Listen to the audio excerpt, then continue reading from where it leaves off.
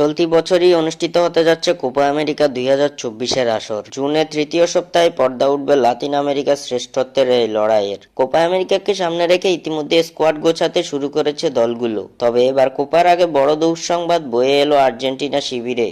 লাতিন ফুটবলের সবচেয়ে বড় এই আসরের আগে ইনজুরি হানা দিয়েছে আলবিসেলেস্তা শিবিরে। ইনজুরিতে পড়েছেন আর্জেন্টাইন অধিনায়ক লিওনেল মেসি ও ডিফেন্ডার মার্কোস আকুনা। মন্ট্রিয়ালের বিপক্ষের ম্যাচে ইনজুরিতে পড়েছেন আর্জেন্টাইন অধিনায়ক লিওনেল মেসি। মেজর লিগ সকারের ম্যাচে মন্ট্রিয়ালের বিপক্ষের পুরো ম্যাচ খেললেও ইনজুরি মাথা চেপে বসেছে এলএম টেনের। এমনটাই নিশ্চিত করেছে আমেরিকার মিডিয়াগুলো। ইউএস টুডে তাদের এক প্রতিবেদনে জানিয়েছে ইন্টার মায়ামির হয়ে আগামী 2 ম্যাচে বিশ্রামে থাকবেন মেসি। কোপা আমেরিকার বিবেচনায় আগামী বুধবার অরল্যান্ডো সিটি ও আগামী শনিবার ডিসি ইউনাইটেডের বিপক্ষের ম্যাচে দেখা নাও যেতে পারে লিওনেল মেসিকে। এদিকে ইনজুরির কবলে পড়েছেন সেভিয়ার হয়ে খেলা আর্জেন্টিনার ডিফেন্ডার মার্কোস আকুনা।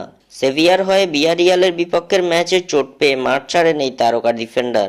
আকুনা ঠিক কবে নাগাদ মাঠে ফিরতে পারেন সে ব্যাপারে এখনো কোনো সঠিক নিশ্চয়তা পাওয়া যায়নি। কোপা আমেরিকার আগে দলের 2 তারকার ইনজুরির খবরে দুশ্চিন্তার ভাঁজ আর্জেন্টাইন ভক্তদের কপালে।